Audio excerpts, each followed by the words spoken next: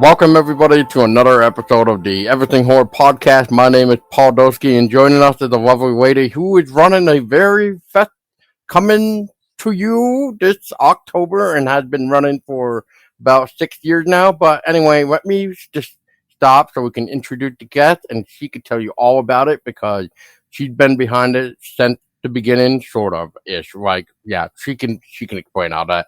Anyway, without further ado, I'd like you all to welcome Enrica Jang. Hey, thank you so much for having me. I appreciate it. You're very welcome. And to be fair, I have not even heard of that this fest existed until our lovely friend sent us a link basically saying, "Hey, have you reached out to them?" And I'm like, "No."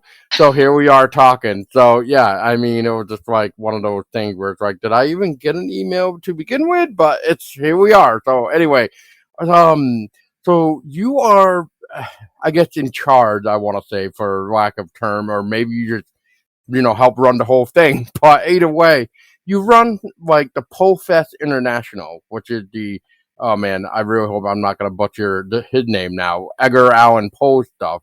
But uh, like so tell us a little bit of how did it come to be, and for 6 long years, especially with what happened 3 years ago around this era of time. Did that even affect you guys as well? But anyway, I just want to stop talking and uh, just what is, tell us a little bit about yourself, and then just go dive right into what is the Poe Fest.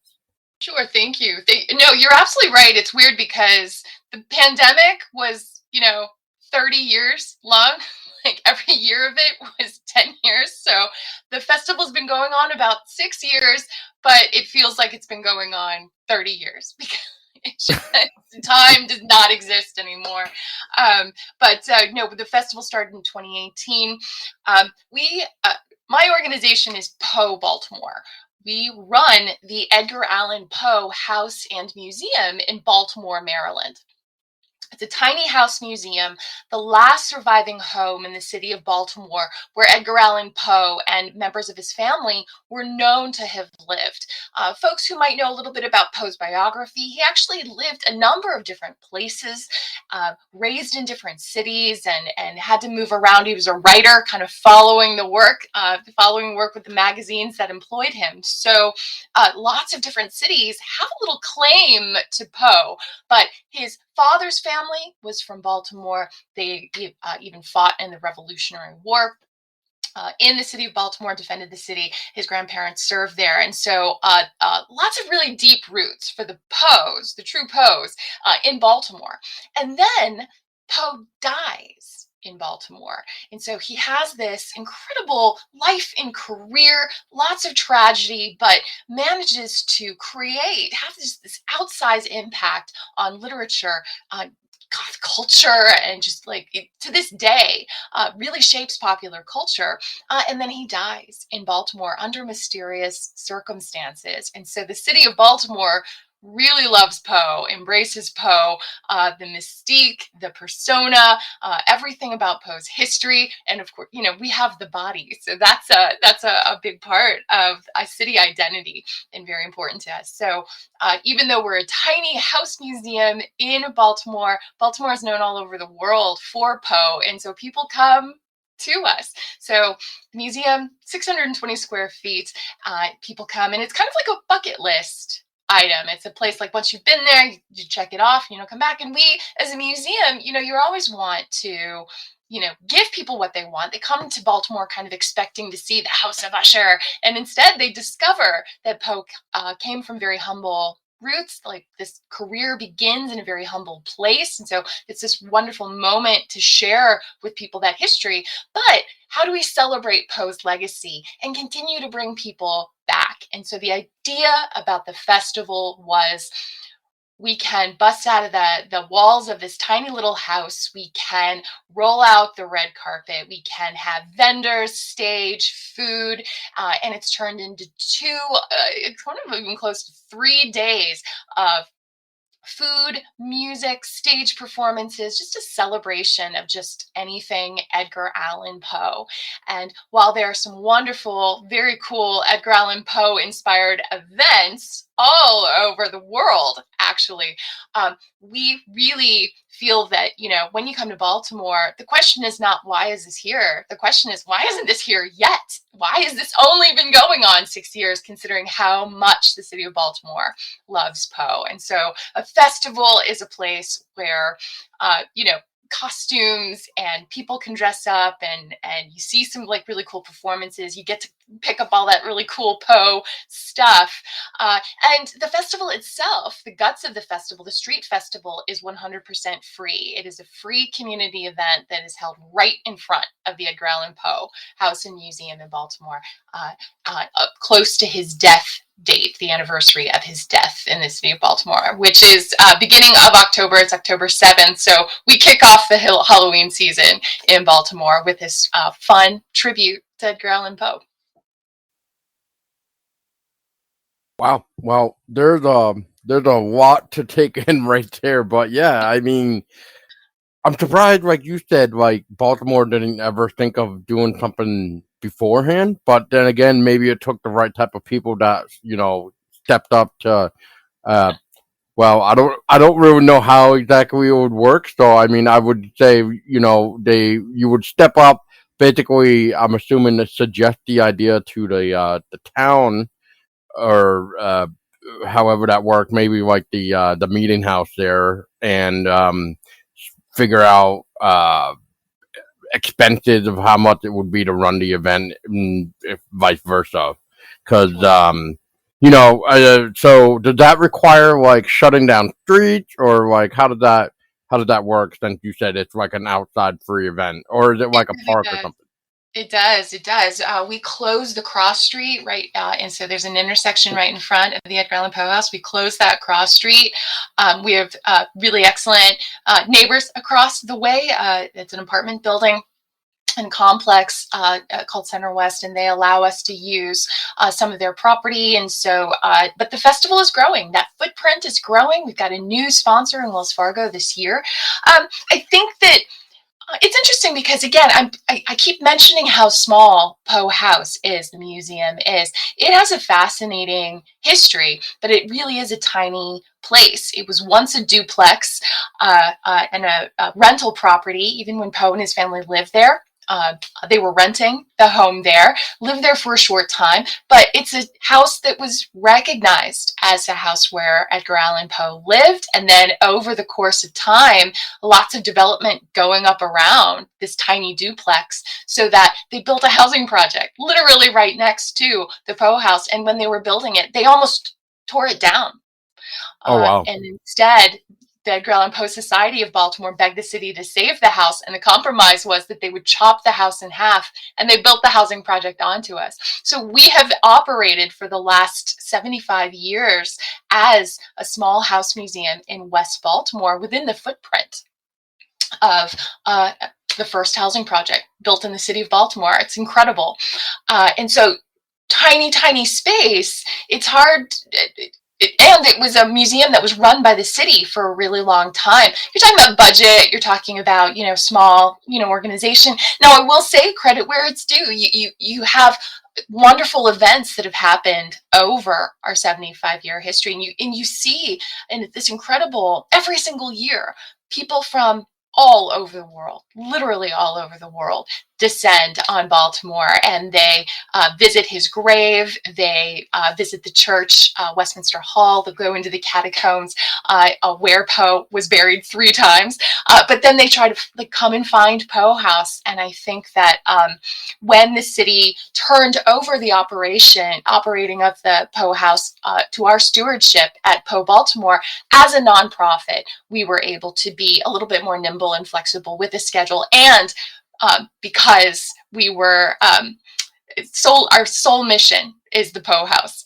We could reach for sponsorship. We've had some wonderful community partners come in, and as this festival has continued to grow, we've been able to sustain a program every year, which I think is we're really proud of that. We're really proud as an organization to have done that. And we have some really dedicated volunteers who come back every year, vendors who come back every year. And as you said, getting the word out, a small team trying to get the word out. It's really exciting to get more attention. But that's the power of Poe. I wish we could take all the credit for this great program, but Poe still surprises me to this day just how deeply people feel about the work, how much of an icon he is, and still present with us in popular culture, as evidenced by everything that has been Poe, even just this year. And really looking forward to some really cool shows that are coming up too on Netflix this fall.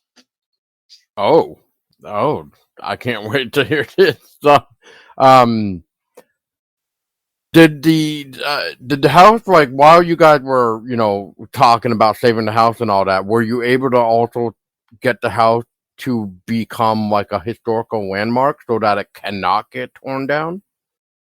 Sure, yes. So the history of the house, and the house is open for weekly tours every Thursday through Sunday from 11 to 4. If anybody listening wants to come and check it out, visit us.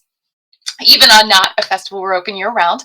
But the house has been a museum officially for the last 75 years, Oh, right, established in right, right.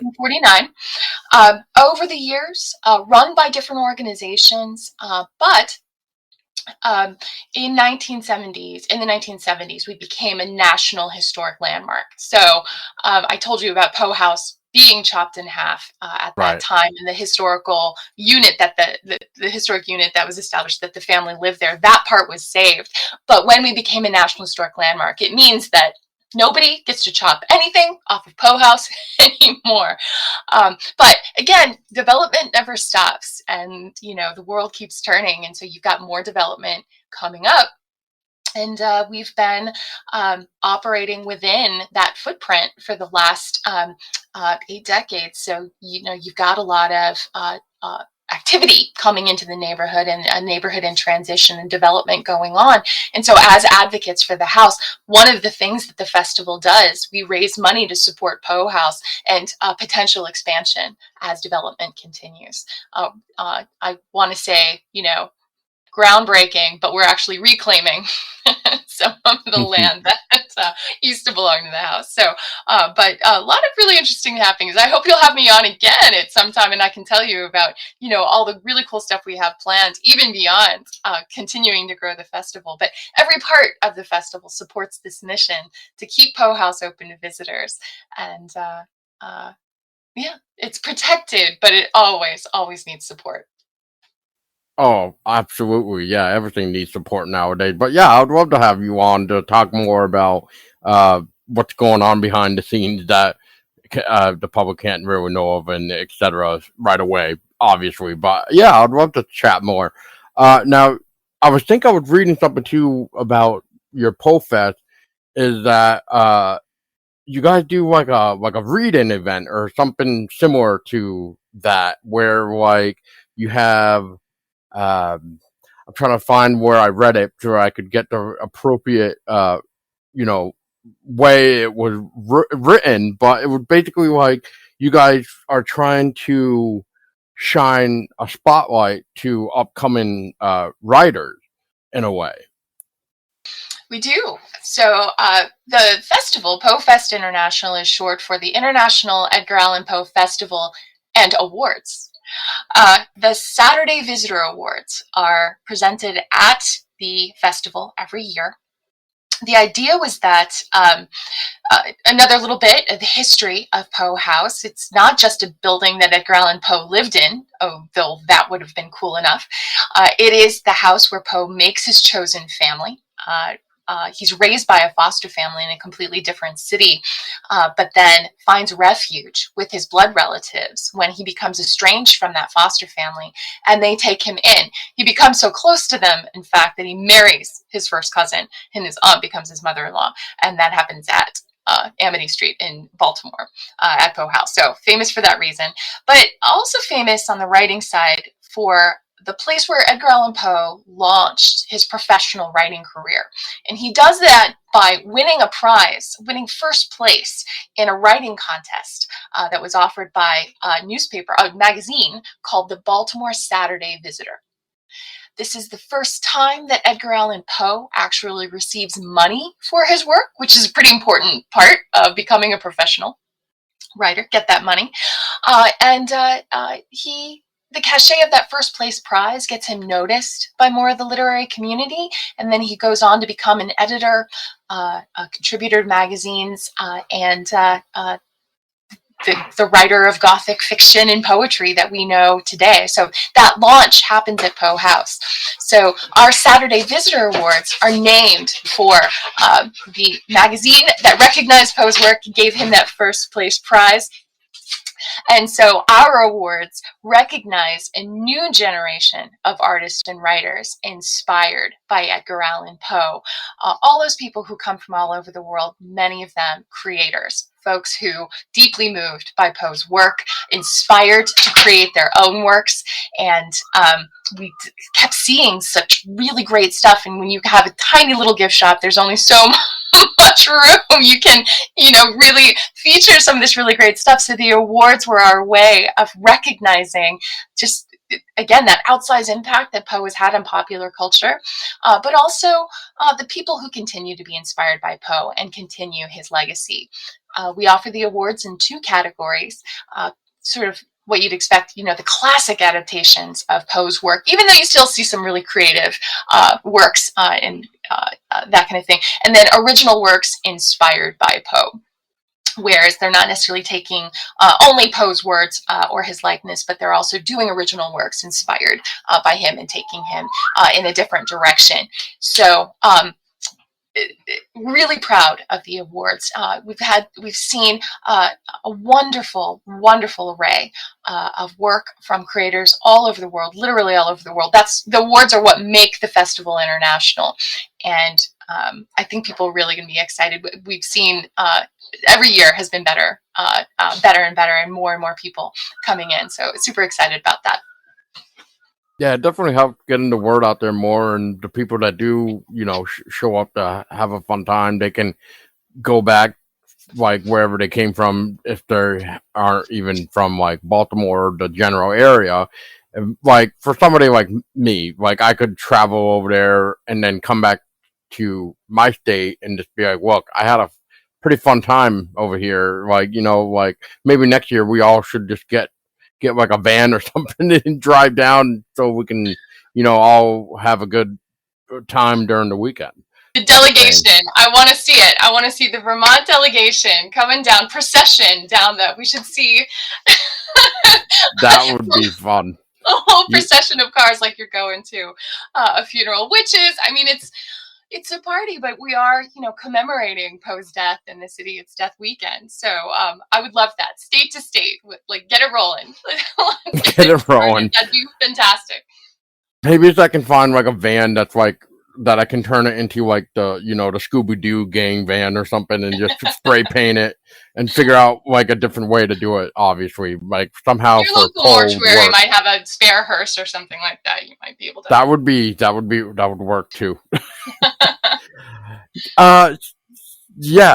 So you got like a lot of things going on, like when it comes to this fest, as you were telling me before we recorded, is like there's a lot to get together and like everything else. And I probably can't even name everything that you do, like obviously, but you guys do all this. You guys have like a special event for your Saturday and Sunday for outside, which you mentioned is free. You got like music. You got, looked like, from the pictures, it looked like some sort of like dancing or ballerina maybe that might be the better way of putting it. But like, there seems to be a lot going on. Maybe even like some sort of poetry reading, because I'm seeing like in one video there looks like to be two people, kind of like mics in their hand, but they're dressed up as Poe, but I don't know if they're trying to read like Nevermore or something, like I don't know what's going on in that picture. But I mean, there's even like a bus tour and stuff like that. Like, I mean, the list kind of keeps going, but uh, I guess what I'm trying to get at, or what I'm trying to get to this conclude is, at the very beginning, was it kind of started off small, and then as each year moving forward happened, you guys kind of gradually like added things? Yeah, actually, yeah, absolutely. I think it's kind of the nature of, you put something together and you're putting out, your best effort. And Right. then folks come and hopefully they have a good time and you get suggestions or you learn what might have been cool, or you don't have the budget to do one thing one year, but then you think about, okay, we didn't have the budget last year. What can we do this year, and what could be, neat? The other thing that I think is really important to our team is Poe House is a bucket list item where you cross it off your list and you don't come back, or you don't need to come back, or don't feel you have to come back. The festival should never feel that way. Just because you've been to the festival once doesn't mean that when you come again that there's not something new to do, something different to see, something exciting, and you're returning and seeing some of the best stuff again. And if it's really good, you want to. But then there's got to be something new to reward the folks who are coming back year after year. And we're trying to continue to build this tradition. And I love the fact that, folks are making this a destination every year. It's something that kicks off their Halloween schedule. It's something that, gets everybody in the mood because it's the beginning of October, or it means a lot to them to see these stories and these poems performed in creative and new ways. You mentioned the ballerinas. Ballet Embody has come out every few years, and they do Poe-inspired routines. This year is a really interesting year because there were two kind of Poe adjacent dances that kind of came out this year in popular culture. The first one was over in Europe with Eurovision. The Austrian team, Thea and Selena, they did a Who the Hell is Edgar song as their entry for Eurovision. And then there's an accompanying TikTok dance, and the ballerinas are going to be teaching everybody how to do this TikTok dance, which is just amazing. And then every year we do a gala event called the Black Cat Ball. This year the theme is Gothic prom, so it's a Poe prom. But we, riffed on if you've watched on Netflix, the Addams Family Wednesday. The dance that Jenna Ortega does as Wednesday at the Raven Dance on that show just really inspired people to kind of create their own moves, and even those, she improvised that entire dance, but like it's become this iconic thing. So I'm really excited to see the Raven dance off at the Black Cat Ball this year and see what people come up with. Their really cool dance moves at Poe prom. So it's just a lot of fun. But it's funny because you see classic adaptations, sometimes on this stage, but then, we've always wanted to bring in their musical interpretations. And sometimes it's just fun. Sometimes it's just really cool music. Last year we had the Embalmers. This year we're welcoming the Ultra Kings. They just played at Blobfest, and it's just Halloween, cool, fun music. And then you switch gears, you do something else. We've got Spicy Opera and Impressa Ensemble coming out. Another group, Kristen Osling, she plays rock cello, and she's going to be playing the number from Wednesday again from that show, and then also Paint It Black and all these other really cool kinds of things. But that whole goth aesthetic that comes with Edgar Allan Poe gets to be on full display at our street festival. And again, the street festival, that whole program outside is completely free. And you have vendors who bring just really cool stuff from, everywhere. And you get all the Poe things, you get to see all the Poe things. And then there are additional ticketed events. You mentioned our bus tour. It does take you around the city to other locations in the city that were important, especially play a role in Edgar Allan Poe's death. And it also includes a tour of Westminster Hall, where Poe is buried. Again, he was buried 3 times there. And then we have the Murder Mystery Company is coming out. They're going to be doing some murder mystery games on stage. And then one of the winners of the Saturday Visitor Awards last year, Stephen Smith, he's coming direct from London, and he's going to be doing a one-man Poe tent at the festival. He's performing the Black Cat. He's performing the Raven. I'm forgetting. I think it's the Mask of the Red Death. I'm going to have to double check my program on that. But he's going to be performing all day long as a one-man Poe. And we will only ask a donation to see this incredible man's work all day long. So it just gives you a sense of just like how weird and crazy and fun the festival can be. And it's because of the people who come to participate in this event and the attendees who dress up and make it cool. This year will be the first year for our costume Poe raid, our kind of procession through the festival grounds. And then on Sunday, we're going to have a Bloody Mary brunch to recover from the Black Cat Ball. So just some really fun. You can tell, like, I hope you can tell how proud I am of the team that has put together these things year after year. But I'm also even more excited for once this year happens, you get fresh ideas from folks who've come and they want to see new things and people want to come and participate. So we welcome everybody and come experience it once and then come back and help make it even better. Perfect. I'm trying to figure out where to go from here because, like, I know, like, we're trying to, you know, get everything that we possibly can. So, obviously, the Saturday and Sunday thing is free for, like, general admission and stuff like that. So, I'm trying to see here, for tickets and stuff, that's for, like, the house, the museum, the masquerade. I'll say masquerade for this thing, but like the dance off and stuff like that. So I guess like so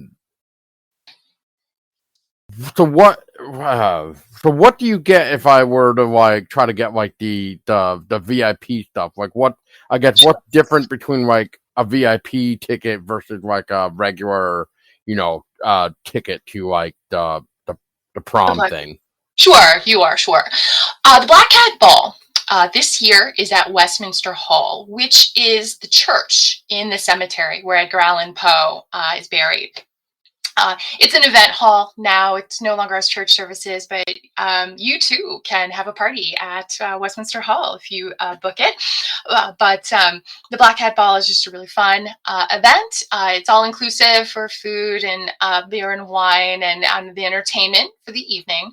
We do have a very limited VIP ticket, and this year it's our Royal Prom Court.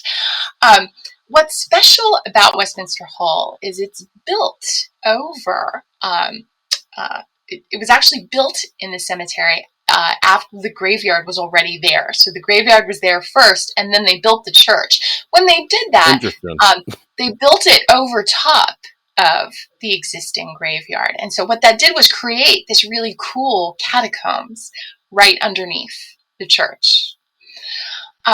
It's a very limited space.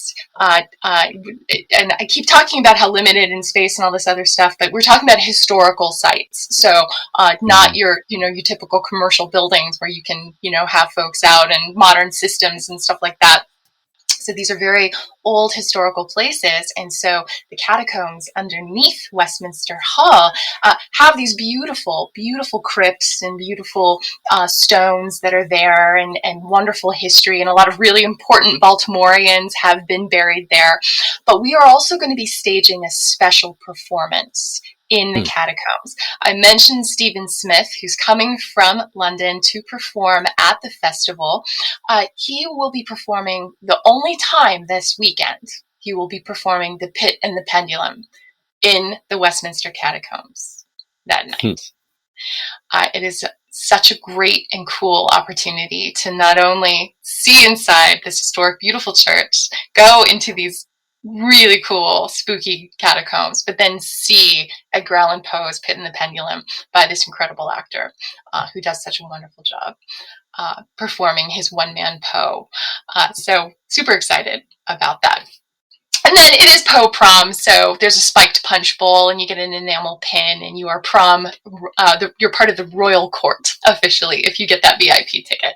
But uh, all these things are a lot of fun, and we try to create some special opportunities for folks. But I think that no matter where you fall in the budget, there's something special for you. Perfect. Yeah, it sounds like a crazy weekend, and sounds like no wonder why people have fun, because it sounds like you can drink, dance, laugh it off, eat, and then go to bed and wake up the next day and do it all over again. Why would you go to bed? Just go on a ghost tour and then wander. That is true. That is true. Since you mentioned that, I'll ask it, since it is getting into that time of year. So with the whole Poe house and stuff like that, so have you guys ever had any weird experiences happen, like that you can't really explain? There's several questions in there. Have there been weird experiences that I can't explain? Absolutely. Is it haunted? I hesitate because, and the only reason is because this is as just myself, and accidentally, not even on purpose, I have somehow managed to work in some of the most haunted places in the United States. And just in general, I worked in a cemetery selling plots as a job. At one time, I worked at Moon River Brewing Company in Savannah, Georgia, on River Street, which is in this very old hotel, the oldest hotel in the United States, and one of the History Channel one year called it the most haunted building in the United States. I worked there. I lived in an apartment building that was built on an old cemetery, and all this other stuff. In all of those places, nothing has happened for me. Knock on wood. But it happens to people around me all the time. But I haven't experienced that. And my husband makes fun of me because he's like, the ghosts know you want to talk to them, so they're just like, you can't sit with us. So I feel like it happens to everybody around me. It just doesn't with me. But there have been things that have happened at Poe House that I really can't explain. And one of them was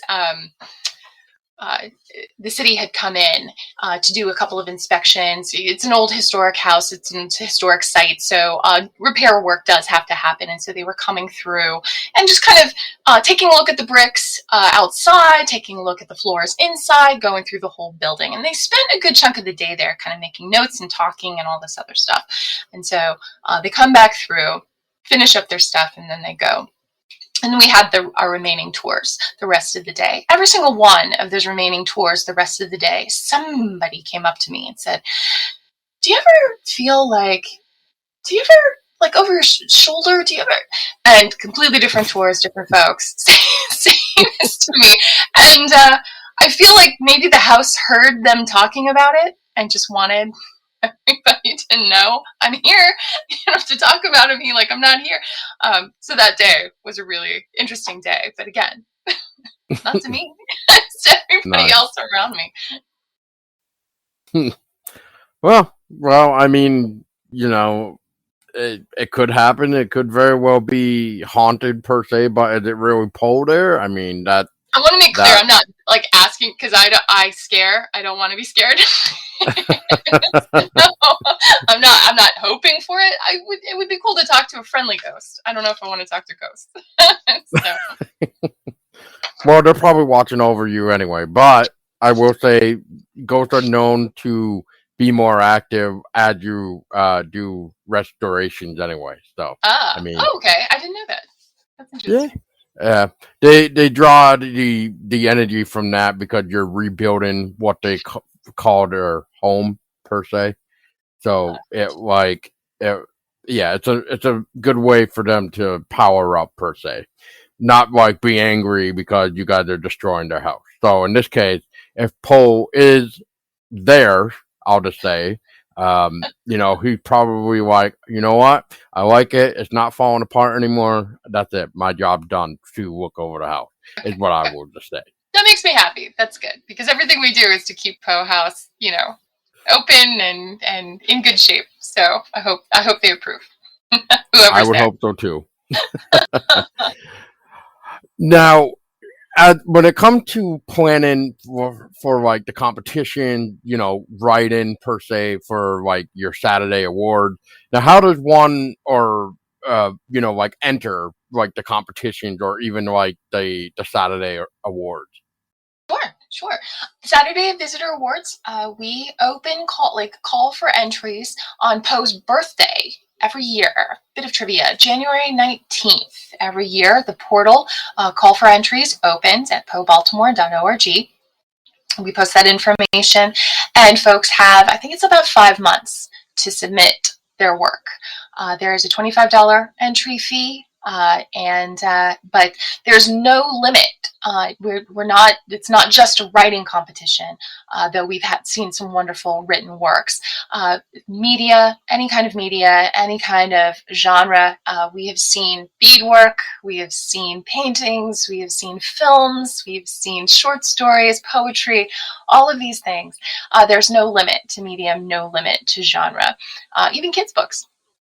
And again, 2 categories: adaptation or original works.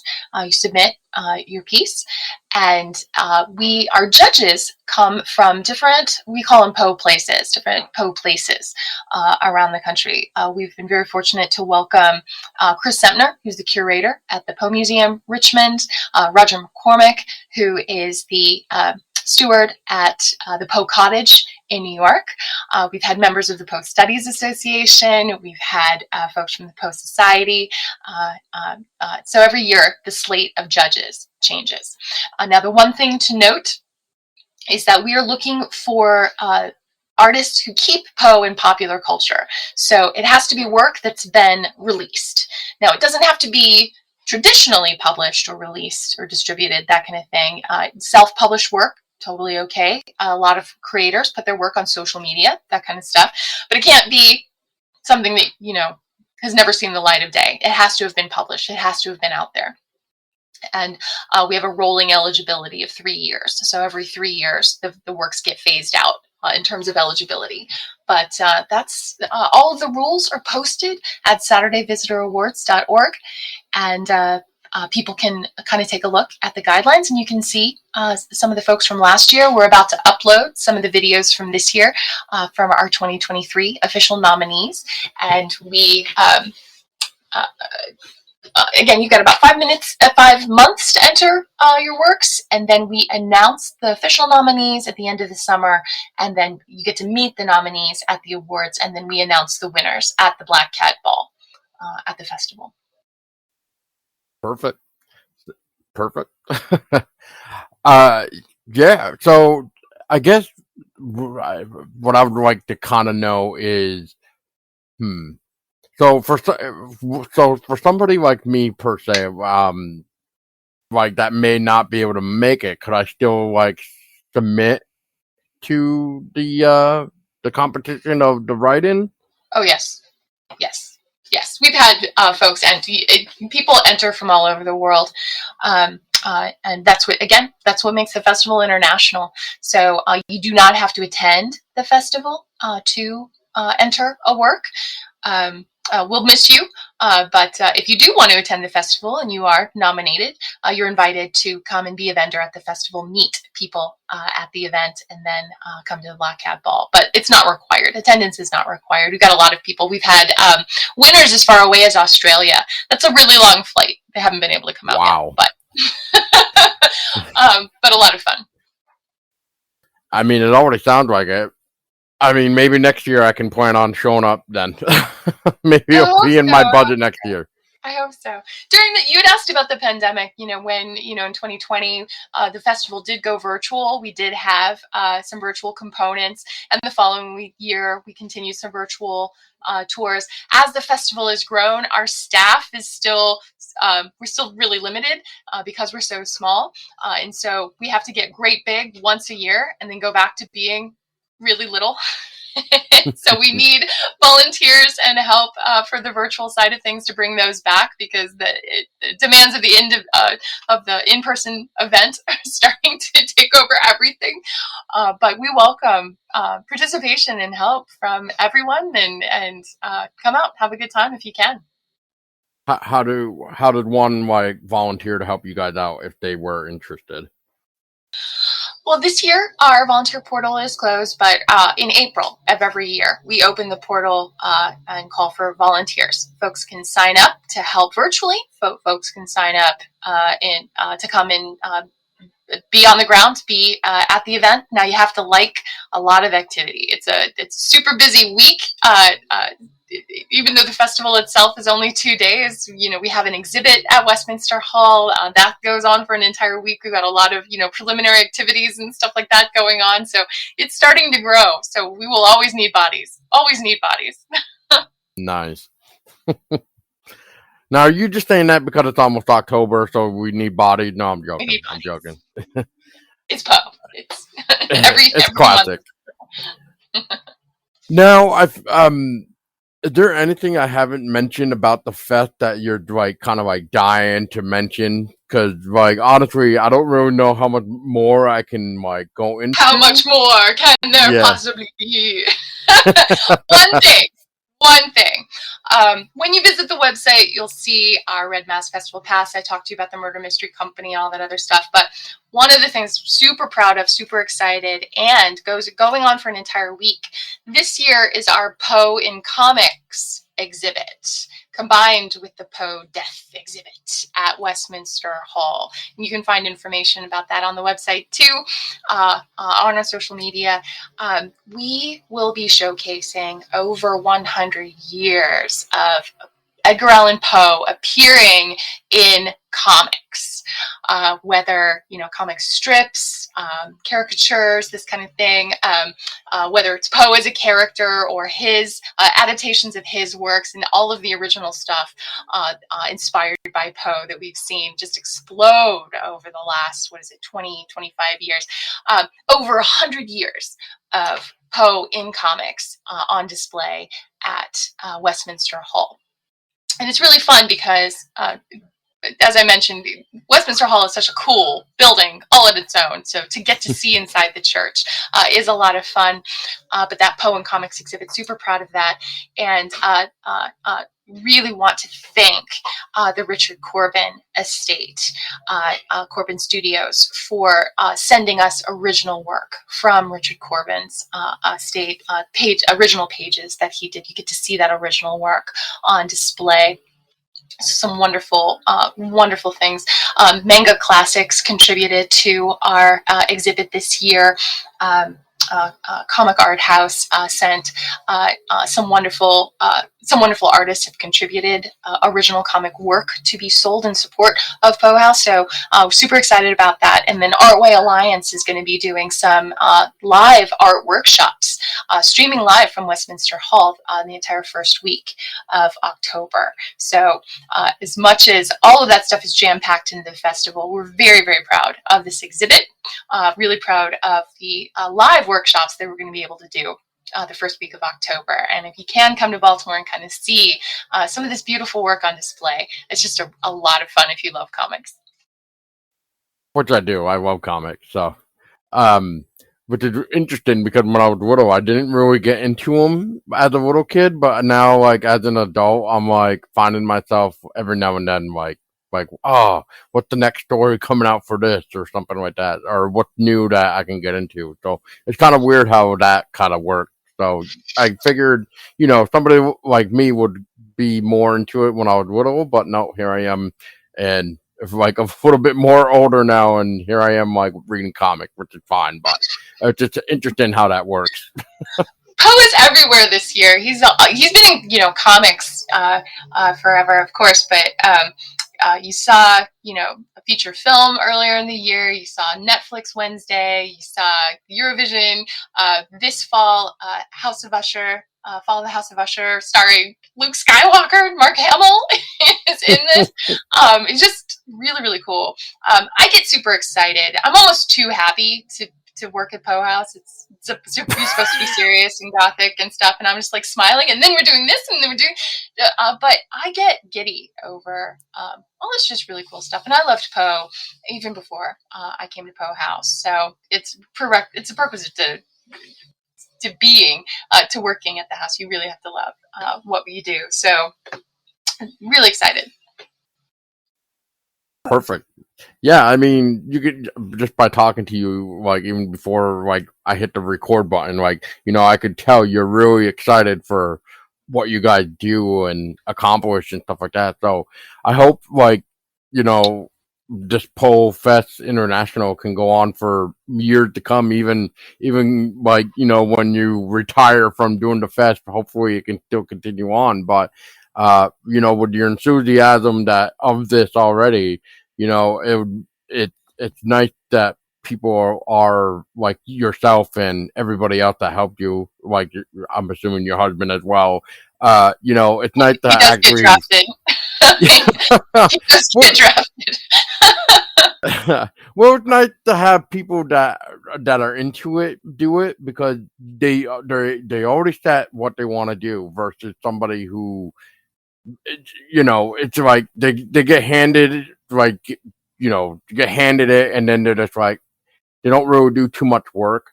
Like I don't want to say the festival name that I attended this year and last year, but there's a big difference between the old owners that were doing it last year compared to the new owners when it came through this year. Like it was not that much advertising for it. Like it was terrible. Like it was more smaller than it was last year. If that even makes sense. Oh wow. Well, I don't know. I think a lot of people struggling. You never know, personal situations and stuff, especially after the pandemic and like Oh yeah. businesses come and go and stuff like that. I think you're right though. Like you have to have core group of people who still love the thing that they're celebrating. And if you get bogged down in all the other stuff, um, I said it before though, the power of Poe, that's the thing that kind of keeps these traditions, especially in Baltimore, going. So if I ever get tired, I'm pretty gratified to know there are a lot of people who really love Poe, and I know somebody who'd be able to take it beyond me. And just like the baton was passed to me, the baton would be passed to someone else. So I think um, the power of Poe. I'm always surprised by it, but I think that love and that creativity that's part of this. It's art, it's literature, it's poetry. Those things are eternal, and I'm hopeful that we will be able to continue on for years to come. But thank you. Yeah, you're very welcome. Yeah. Now, I guess before we end the conversation, now is there any type of ways where, like, even after the festival, when you guys get ready to, do it all over again and stuff? Now, how is there a way to keep up to date with I don't know newsletters or anything like that for like I'm trying to figure out like would it be easier for like your Poe Baltimore or would it be easier to go through like the Poe Fest International? Well, Poe Baltimore puts on the festival, so safe bet if you want to get everything Poe House and the festival, follow Poe Baltimore. It's the Edgar Allan Poe House and Museum. We are Poe Baltimore at Facebook and Twitter and on Instagram, on YouTube, and you'll get everything Poe House and the festival if you follow us there. But Poe Fest International, poefestinternational.org. We also have the .com. But that's a great place. The website keeps you up to date on everything festival and Saturday Visitor Awards. And so we try to keep everything updated and everything like that. But if you are interested in the museum, come on out and come and visit us and take a look. And what's really fun is that the festival does include those other locations. I mentioned the Poe Museum in Richmond, the Cottage in New York. We even have a member of our board who's up at West Point, and Poe attended school there for a very brief period of time.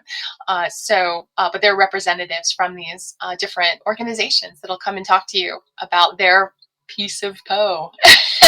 and we really enjoy working with them and having them be a part of this. So Awesome. Well, I can't wait to hear more about your future fest like plannings and everything else that sounds like you guys got going on in the October month. So yes, I would be looking forward to having you back on so we can talk more as well. Thank you. So yeah, so I guess to wrap it up there, and like, is there any closing thought that you would like to just say to the listener right now of like just the final words? Well, even if you can't come out this year, do please consider coming out next year and come and visit us. Poe House is open 12 months of the year. We keep Poe's chamber door open to visitors. And if you love poetry, if you love even just getting together with folks who like the things that you like, please consider making us one of your Halloween month stops. Kick off your Halloween season with us. Even if you can't come out this year, come out next year. Perfect. Perfect. Well, I appreciate your time talking with me today, and I hope that, like I said, your future endeavors work out very well, and I hope it gets a little bit more popular as the years come by. So, thank you so much again. You've definitely helped us with this. Thank you so very, very much, Paul. I look forward to meeting you.